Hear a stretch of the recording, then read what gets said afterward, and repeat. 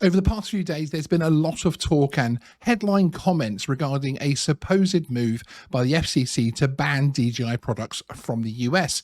Today, I'll be explaining what is actually happening and separating the headlines from the fact.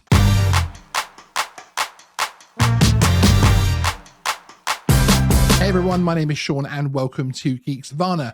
Here you will find lots of content, news headlines, fun live streams, all focused on the world of drones and tech. If this is something which might be of interest to you, hit the subscribe button to see more of our videos. Now, I'm interested to hear what you guys think about this story. This is very much a community story, one which we all will have our different opinions on. Let me know those opinions in the comments below. I read every single one and often reply to them. Today's video is going to focus purely on the facts of the situation. I have no political axe to wield, and I seek only to highlight what is actually happening. Now, to explain properly and clearly, there are three separate sections we need to grapple with, so please bear with me whilst we achieve this. The first section is to look at the mechanism of the FCC covered list. Then we need to discuss the legislation which has now passed Congress and how that changes things.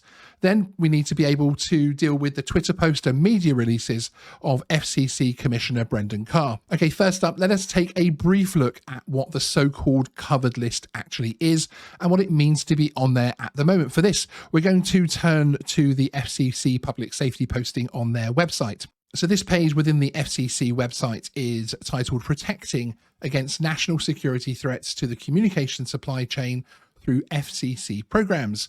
It reads, the Federal Communications Commission was created for many reasons, including the purpose of national defense and promoting safety of life and property through the use of wire and radio communication. The Commission has taken a number of actions to protect the national security of the United States, or the security and safety of United States persons, and the integrity of communications networks or the communication supply chain.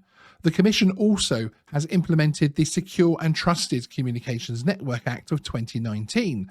So, list of covered equipment and services. Section 15002 of the Commission's rules directs the Public Safety and Homeland Security Bureau to publish a list of communications equipment and services, the so-called covered list, that are deemed to pose an unacceptable risk to national security of the United States or the security and safety of United States persons, based exclusively on any of the four sources for such determination, and that such equipment or service possess certain capabilities as enumerated in Section 2A of the Secure and Trusted Communications Network Act of 2019. And if we go one page deeper in, we then have the list of equipment of services covered by Section 2 of the Secure Network Act. We then have below here, which is the actual covered list. So at the moment, Huawei Technologies, ZTE Corporation, Hytera Communications Corporation, Hangzhou Hikvision Digital Technology Company, and the Dahu Technology Company. And you can see here the dates that these were put onto what is a very new covered list. So a company placed on this list is identified as being a potential danger to the networks the FCC oversee. It means that federal dollars cannot be spent on these companies.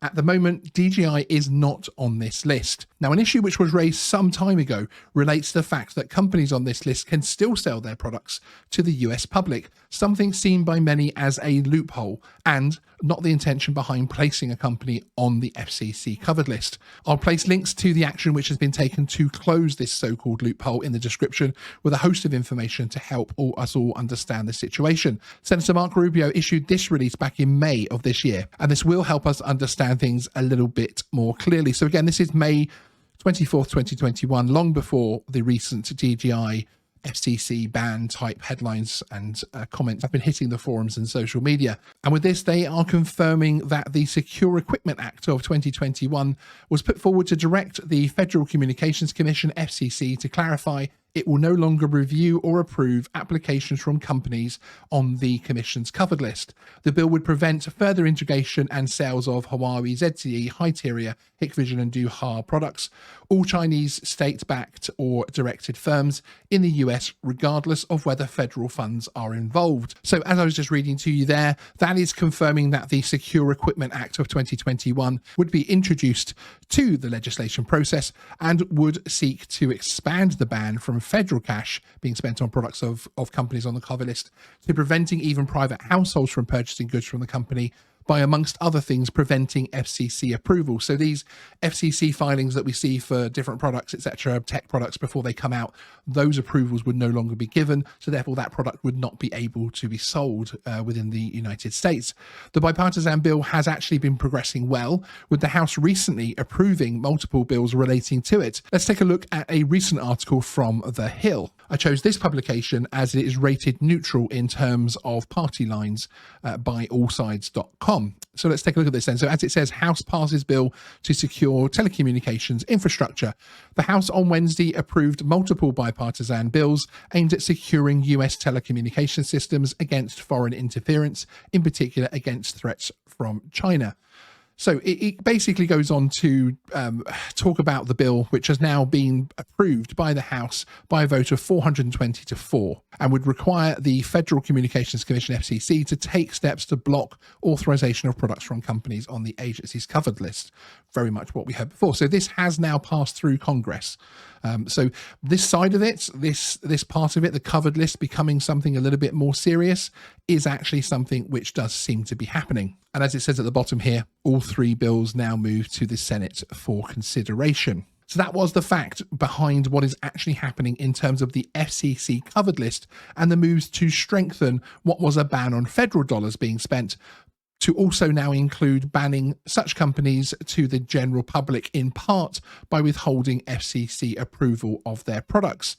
Now, there is one major element that's missing here, of course, the three letters DJI. So where do they enter into this situation? For this, we need to head back to the FCC and start off by explaining their leadership. Here you can see it is made up of an acting chair and 3 commissioners. One of these commissioners, Brendan Carr, recently issued a wave of public releases at a media event.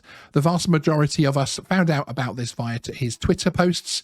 Let's take a look at these, shall we? So here you can see this post, which was put out by Brendan Carr, who is one of the FCC commissioners. New. Today, I called for commencing the process of adding DJI, a Chinese drone provider, to the FCC's covered list. DJI drones collect troves of sensitive data, from images of US critical infrastructure to sensing body temperature and heart rates. We can't afford an airborne Huawei. When you click into the images below, they are pictures of the press release that was actually issued, the highlights of which read, today at an event focused on strengthening America's national security, FCC Commissioner Brendan Carr called for commencing the process of placing DJI, a Shenzhen-based drone company that accounts for more than 50% of the US drone market, to the FCC's covered list. Adding DJI to the cover list would prohibit federal USF dollars from being used to purchase such equipment.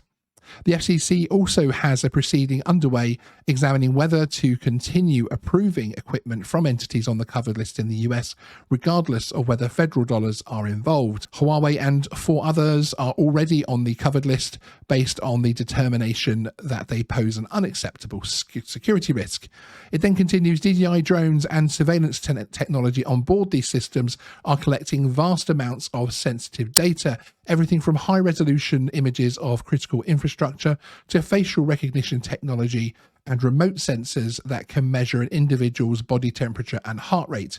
Commissioner Carr stated, security researchers have also found that DJI software applications collect large quantities of personal information from the operator's smartphone that could be exploited by Beijing. In evidence of this, Carr posted the following, that in 2017, an intelligence bulletin from DHS field office stated that DJI is likely providing sensitive US infrastructure and enforcement data to the Chinese government. In 2019, the Department of Homeland Security issued an alert regarding Chinese-made drones like DJI, and then there's others listed through there. So Carr has led FCC efforts to crack down on the threats posed by Communist China. In 2018, he urged the Commission to remove insecure network gear from communication networks, a process which is now underway.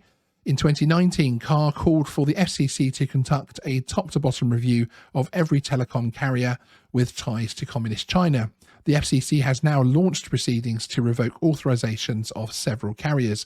So here we now have the first open discussion of DJI in terms of the covered list. Essentially, we have two major structural parts to this story. On one side, we have the bill approved overwhelmingly by Congress, which certainly looks like bad news for any one of the 5 companies on that covered list, including Huawei. On the other side, we have the media releases by a commissioner of the FCC seeking to further his agenda in terms of DJI specifically, something that with his role he is entirely justified to do. He is, after all, providing his opinion on what the priorities of the FCC should be.